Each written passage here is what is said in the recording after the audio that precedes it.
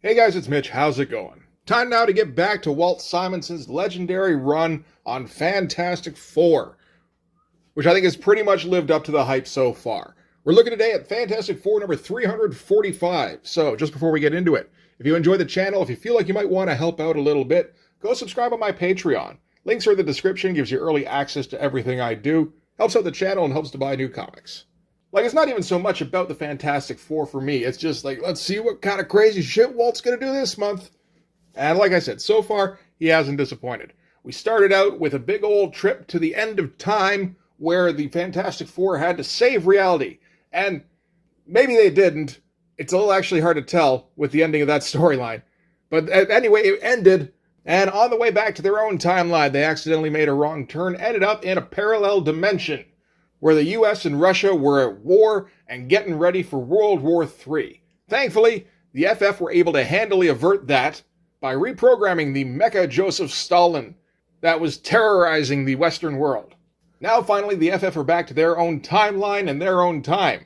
So that's where we're going to start things off today. We'll start with the cover. Imagine that Walt drew some dinosaurs. Walt, of course, loves him some dinosaurs, studied archaeology before he got into comics, and uses every opportunity possible to slot some dinosaurs into his comic stories. And so we've got a herd of Triceratops who have apparently demolished the Fantastic Four. Fantastic Four no more, as the cover states. That must be what that's referring to. Fun cover. I feel like you don't get a lot of dinosaur covers in superhero comics. And I mean, maybe not 100% faithful rendition of what we figured Triceratops look like, or what we figured back in 1990 they would look like. But I mean, this is Walt. Walt's going to stylize it up. You leave that realistic shit to, like, Stephen Bissett. Alright, so this is the Mesozoic Mambo. The fabulous Fantastic Four have been traveling, but they haven't racked up any frequent flyer miles. They've been traveling in time, and now they're going home. For most travelers, the trip back always seems to take less time than the trip out. For most travelers. But we are talking about the Fantastic Four. So here we've got the Fantastic Four trying to find their own timeline again when they fly into some kind of time storm. And we get, like, just an awesome splash page to start things off with. Whenever Walt gets a chance to do these swoopy flying lines, I'm just happy. This, of course, is the Fantastic Four's time sled, which is how they've been jumping all over the timeline. And it's just such a Walt splash. Like, you think about how many people would even make most of a drawing the described path of an object that's kind of the focus. So, making their way through, they don't really call it a time storm here, they just call it a regional aberration in the chronology. And as they're kind of rocketing through, Sue notices a break in the storm, so Reed turns into it, this big vortex-looking thing. Again, another one of those great shots of just the path of the time sled, veering all over the place. You never want to be a passenger on an aircraft in a Walt Simonson book. Nothing ever turns gently. Everything always turns at a right angle or worse. It looks awesome, but I can't imagine it's good for your stomach. But it's just that Walt Simonson thing of just having a knack of, like, geometric shapes. You think of, like, a design sense, and I mean, I would usually think of, like, Todd, or you think of, like, Mignola. There's all sorts of people you might think of. Mike Kaluta, who knows. I don't often hear Walt Simonson's name thrown into the mix, but his use of shapes is always top-notch. So the FF make it through this break in the storm here, and they touch down on Earth in a jungle somewhere. And they're in for a rough landing as they go smacking right into, I assume, like some trees and shit. The time sled comes to rest. Everybody's pretty much okay, although we got Johnny here dangling out of his seat upside down. That's some fun shit. And everyone seems to be all right, except Ben notices that Sherry appears to be unconscious. I mean, no particular reason that anyone can figure out. I mean, she's the Thing now. She's taking much harder hits than that. But Ben's holding her, and Reed notices, wait a minute, she seems to be growing hair. And he also notices that her frame seems to be shrinking. So she's reverting back to her human form, which I think she's been in this Thing form for, like, a few years at this point. Looks like she changed around Fantastic Four number 310. So yeah, that's almost 3 full years. And at that point, the FF are approached by American soldiers. So if this is their reality, you can assume they're back in their regular time now. So Reed moves to disarm them, but for some reason, he can't stretch. Johnny goes to fly into the air, can't flame on. Sue notices she can't do anything with her invisibility powers. And by this point, Sharon is completely back to human form. Ben's trying to convince him that, we're the real Fantastic Four. He doesn't believe them because, if they can't do the power stuff, then there's just no reason to believe them. Fun shot here of Johnny eating dirt. Johnny's going to have a little bit of a rough go in this one. Like, we've already seen him dangling from his seat on the time sled. And now, getting a face full of earth. And, it's going to get a little worse. All right, so they start walking along. The soldier here tries to grill Reed on, who they are and where they came from, why they're here. And Reed doesn't really have anything to tell him. He can't really prove who they are, and where they came from wouldn't make any kind of sense. So this argument isn't really going anywhere. So Walt's like, all right, let's throw a dinosaur in the middle of that to kind of change things up. So we're going to get some soldiers versus Spinosaurus going forward. And the soldiers take a few shots. Can't make any kind of progress against his hide, so they start just running away. But Mr. Fantastic, of course, not going to panic. He's Mr. Fantastic. Grabs a rifle from off of one of the fleeing soldiers and figures they can aim for the inside of its mouth and maybe they can pierce its brain, which is a better idea than what they already had, but is still probably not very likely to work. Luckily, Ben has a case here that has his rocket pistol in it, which I believe did show up in the last issue versus Mecha Stalin. And that seems to do the job. Walt's not going to show us too much about what happened here. You can kind of imagine rocket pistol inside the mouth. That's probably going to be a little bit messy. And that's that first crisis over and done with. And, pretty good version of a T-Rex type of dinosaur. And this is 3 years before Jurassic Park. Looks pretty similar to what would end up there. I have to assume that Walt at this point is keeping up to date with any kind of new information that's coming out of the archaeological community, much like what Steve Bissette would do in Tyrant, where he would be updating the book on like an issue-by-issue basis if he found out something new. At least, while he could. So the soldiers tell the tale of how they got to this island. They were all flying through a storm that all of a sudden got very intense. And in the middle of the storm, when all their equipment was out, they hit something that caused their engines to die. They all just started heading toward the Earth. And they weren't able to recover their engines, even with their cool flight gear. That's all right looking. So they had to all make their way to the back and jump out. And landed in the middle of this jungle here, where they've been fighting against stegosauruses and shit ever since. So kind of a Bermuda Triangle situation, I guess. Nice moody panel with a lot of shadow. You don't see that too often from Walt. If Walt decided to go with like an ultra shadowy look, like how far away from Mike Mignola would that get? Like I feel like it would be in the same ballpark. So after the tale is told, Sharon wakes up and realizes that she's no longer an orange rock monster and is going to take a little while to kind of acclimatize to this fact. And they're going to go searching for a decent place to camp. I think the soldiers keep going, hey man, can we like check out that rocket pistol thing? And Ben keeps going, nuh-uh, this one's mine. So the group are searching around and they make their way onto a volcano here. And it does give them sight lines all around, but they do realize that they are on an island at this point. And there's all sorts of dinosaurs all over the place. I mean, we've already seen Spinosaurus and Stegosaurus in a flashback. Now we've got, what are these? Mamenchosaurs, never heard of it, and Deinonychuses. Like I said, I think Walt's going to try and get as many varieties of dinosaur in here as he can. And yeah, just kind of making their way through the jungle. Every once in a while they have to stop when something large nearby starts to stomp in their direction. And eventually they decide to set up on this like bluff here, because they figure the cliff face here will give them something to post up their lean-tos around, and any threats coming at them will all come just from the one direction, which is an interesting thing to see some strategy being employed. It does mean that if something comes at them, they don't really have a way to get away from it. So that's potentially a problem, but I feel like that's lesser of two evils, maybe? I mean, potentially not. But, nice quick drawing of the cliff face here. I like the texture on the rock wall. Most of Walt's drawings always look like they're done pretty quick, but also, with no real faults that I can usually notice. That said, he does also seem to not have been particularly fast on a monthly schedule, so maybe not as quick as it looks. All right, so they're going to all get ready to bed down for the night. Ben's going to go and find Sharon, who's still kind of amazed at the fact that she's not, the thing anymore. This is the first time in something like 3 years. And what it basically comes down to is that, I mean, Sharon actively chose, I believe, to become the Thing, because they had her built up as like a man-hater kind of deal, and she just kind of chose the power that came with being the Thing.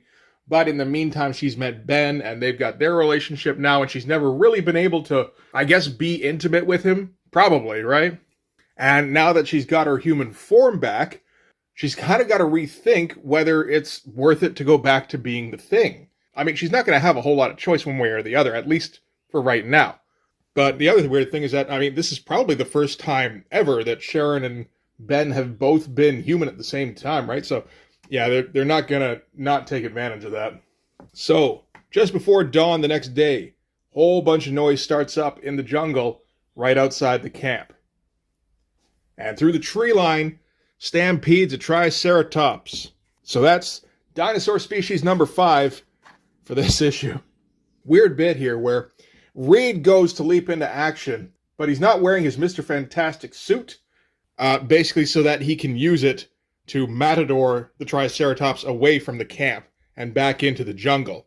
But it does leave us with the odd visual of Reed running around in his skivvies trying to hurt a Triceratops. And this, of course, leaves us with our image from the cover, kind of. So, there is a Triceratops, and it does get mad about some Fantastic Four outfits. Good old bait and switch. I think that kind of bait and switch about the content of the book is fine, and, like, expected. It's when you bait and switch shit like, hey, check out who's going to be the artist on this book. It's like, just kidding, it's Merritt Michaels. Not as justifiable, in my opinion. So, they've chased off the Triceratops, and at that point, a pack of Deinonychuses come in. These are the same Deinonychuses that were going after the definitely not Brontosauruses.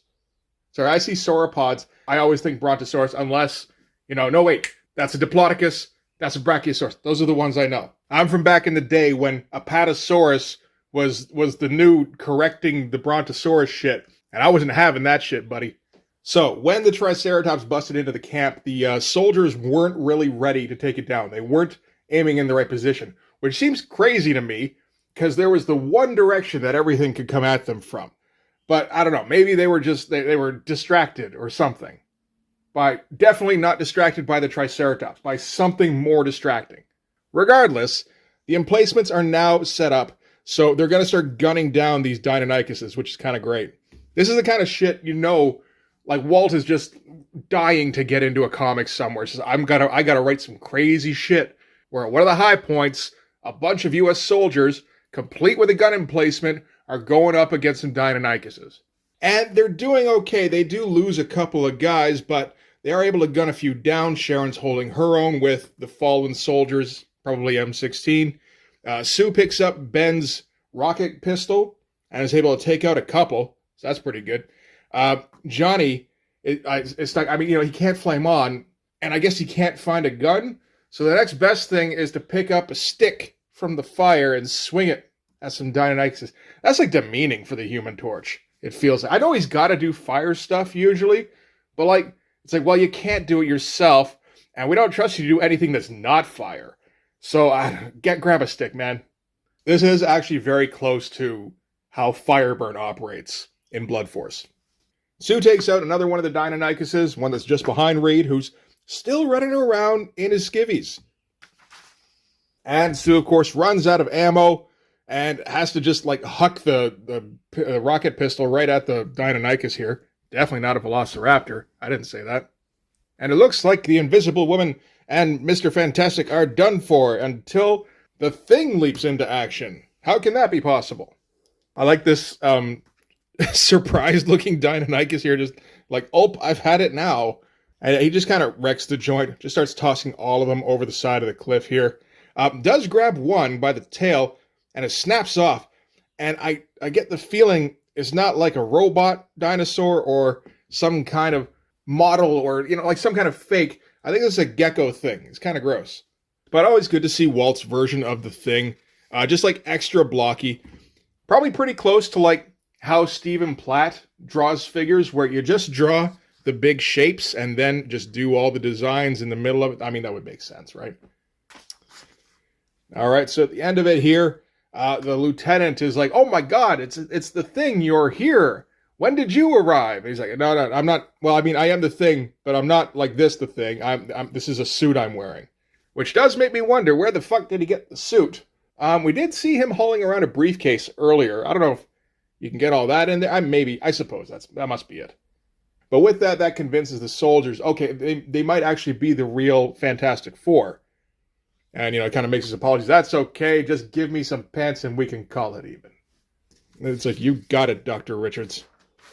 So, okay, now they're going to try and make their way back to where they originally landed, which is kind of on the other side of the island. So they got to go through all this jungle.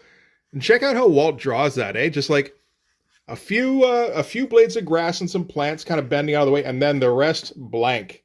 Color that shit green. I ain't got time for this. I like that. I don't mind the lack of attention to detail in that case. Whenever I see somebody who's like, recognized as a master cutting corners, it's always like, I got to pay attention because this is okay. So they get to where the time slot's supposed to be, but what they find is that that part of the island has disappeared.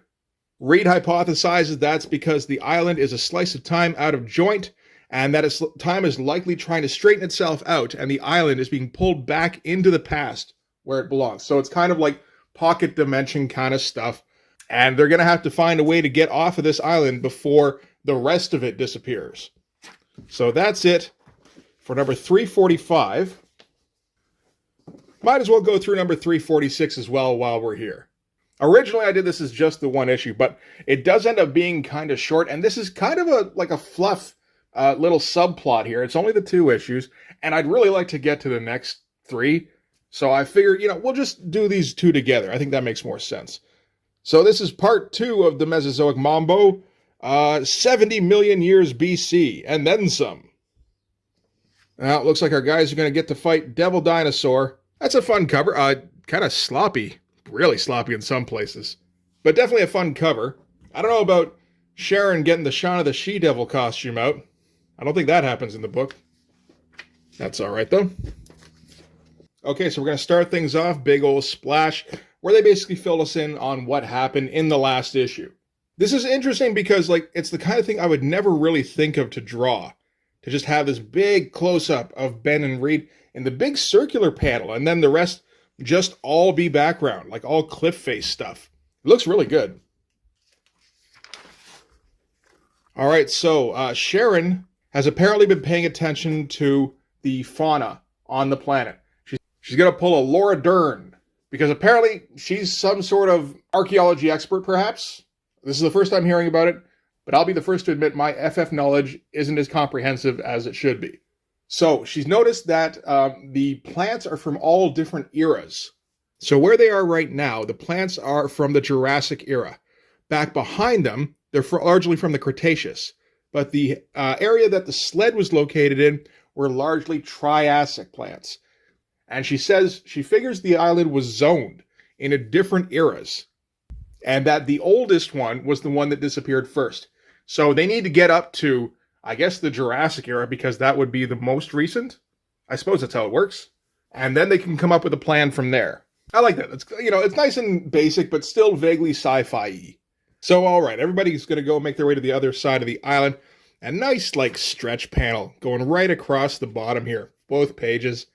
And Walt's going to give us some pteranodons, which is species number 6 or 7, I think.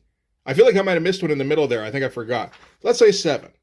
All right, so heading back to the other side of the island, we're going to focus in on Johnny for a minute, because Johnny hasn't had fucking anything to do. Basically, since he went crazy 6 or 7 issues ago and started just killing cross-time gangs. And it turns out that Johnny still has Nebula stuck in his head, and he's worried about when he gets back home and he has to face Alicia with this weird end-of-time alien girl who keeps occupying his thoughts and won't stop dressing in short skirts. She's the most fashionable, sexy alien girl we've ever seen, to be sure. Okay, so once they reach the other shore, they start constructing a raft out of some nearby trees. Reed hypothesizes that they might potentially be stuck in a time bubble, as well as in the wrong timeline, due to the fact that he hasn't seen any plane contrails going overhead. And yeah, so all the army guys are getting to work building the raft. Superheroes don't have to do that shit. They outrank the army guys. Or maybe it's kind of the other way around, like back the fuck up, civvy, don't come near our axes. That could be it too. And yeah, so Ben and Sharon are spending a lot of time together, and everyone else is kind of noticing. But Sharon is, she's just kind of really happy for the first time in a long time. She's been miserable for like a good long run of this series. And yeah, now she's just super happy that she's back in her human form, and she wants to stay this way, to the point where she wants to stay on the island if it's possible. And then all of a sudden they hear something off in the distance. Ben gets his thing head on, and a Tyrannosaurus Rex comes crashing through. So let's say that's species number 8.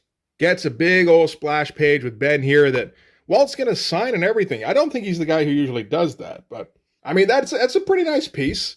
Again, pretty quick and everything, but yeah, you think like gigantic comic book board size drawing. Yeah, you could probably sell that for quite a bit. The only thing that's wrong with it is that the coloring makes it look a little bit like it has a second elbow. Ah, well, that's some fun stuff. And Ben's going to try to go toe-to-toe with it, but while he may be able to knock down some Deinonychuses with no problem, Tyrannosaurus is another thing altogether. Gets him in his jaws and starts squeezing the suit so that a couple parts break, and he's not able to get any leverage. So he gets stuck in the Tyrannosaurus' mouth here.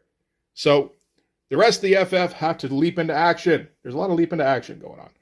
And they're going to try and distract the Tyrannosaurus by stabbing it in the leg with like spears and shit, which appears to work. This is a weird little storyline when you think about it. Anyway, Ben is able to get free from the Tyrannosaurus. Nice looking head. Like the jaw shape and everything. It's good shit. So Sharon figures he's safe. Sharon's like getting her moment here. I feel like she hasn't done anything for a while. But now the problem is that the Tyrannosaurus is going to turn on Johnny, Reed, and Sue. So she just launches her spear at the dinosaur's chest and gets a good fucking shot in. Right in its armpit. Didn't like that too much. So that gets his attention now. He comes after her, and she goes running off towards the edge of the cliff. Ben tries to warn her. I'm pretty sure the helmet he wears got kind of crushed because those eyes are going fucking crazy. And she goes flying off the side of the cliff, and the Tyrannosaurus comes flying right after her. That Tyrannosaurus shape looks great. Like the feet look great, the torso, everything. That is very nicely done.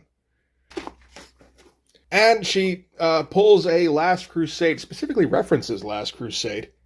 When did that come out? 89? Yeah, like the year before this. All right. And Ben pulls her up, and they're all safe now. Well, relatively speaking, because it looks like the atmosphere is kind of getting sucked back in time here.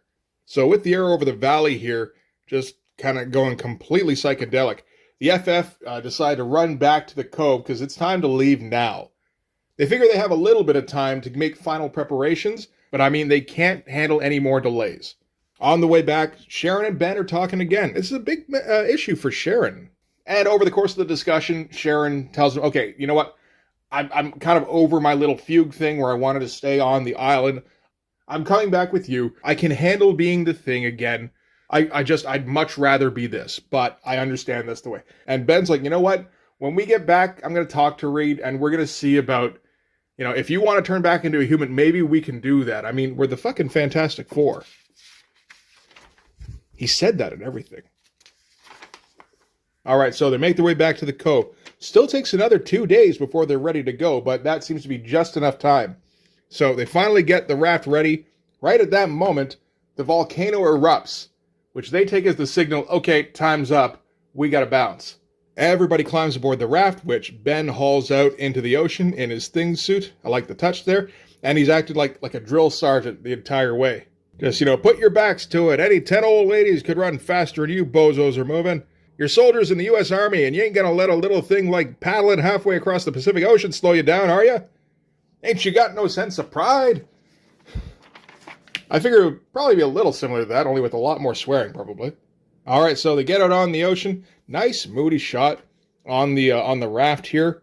Part of it is just simplifying the drawing by doing all the silhouettes, but by also blackening up the water a little bit, it just makes the whole shot kind of moody. It's nice. And they don't get too far away from the island when they run straight into like an invisible wall that seems to be surrounding the whole thing. And this is what Reed was worried about. This is the time bubble that Reed hypothesized was trapping them on the island. So they're going to have to get through it. which Ben is just going to have to try and do by smashing it.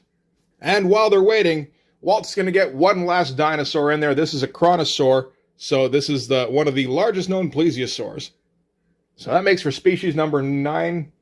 I'm starting to think it's probably 8, but 8's a lot. And of course, Ben can't deal with the chronosaur because he's got to try and smash the fucking barrier. So all the soldiers have to try and turn their attention towards it and basically empty their clips into it. At which point, it's a little tough to tell what happens. The soldiers say his head blew up. But it's still coming, which I assume means that the body is diving at that point. And it does upset the raft, but at that point, a hole opens up in the time bubble, and they're able to escape, and they kind of see everything disappearing behind them. That's a cool shot.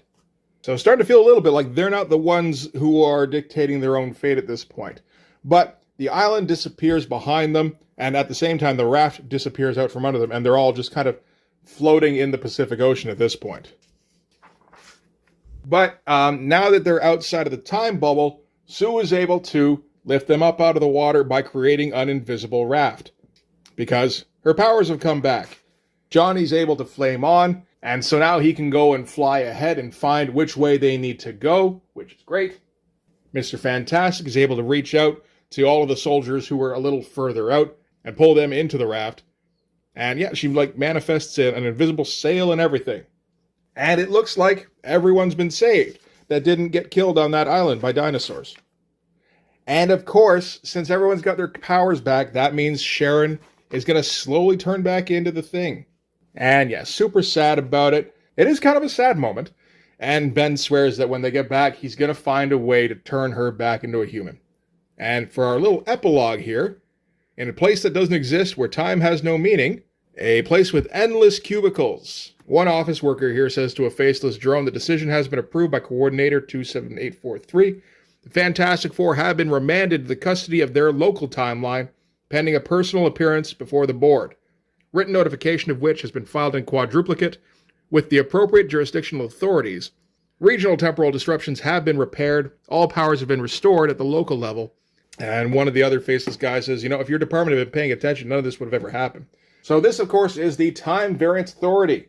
And you get the feeling they were behind this most recent adventure, at least, with the Fantastic Four being deposited on the Time Slip Island, and definitely behind them not having their powers while they were there.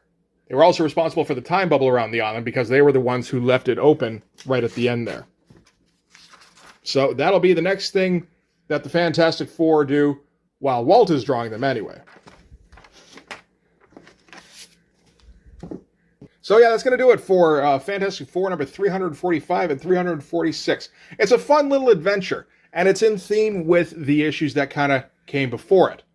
Doesn't have the grandeur of those first 5 issues, of course, but that was fucking the end of time with gigantic Galactus and his man-made black hole and fighting the Celestial and, probably wiping out an entire timeline.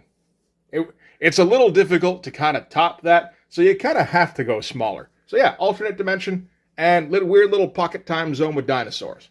It's some fun stuff, and it leads us to probably my favorite of the little storylines in this sequence, which is the FF versus the TVA. But before we get there, we're going to have to get through 347 through 349, which is the New Fantastic Four by Art Adams. So that, I think, will be a lot of fun to go over. So we can look forward to that. But yeah, that's going to do it for this one. So thanks very much for watching, guys. If you like this video, please hit like, hit subscribe, hit the notifications so you know when the next one's coming out. Go over and subscribe on my Patreon. It gives you early access to everything I do, from the Blood Force stuff to the YouTube videos before they get uploaded to YouTube, as well as some Patreon exclusive content.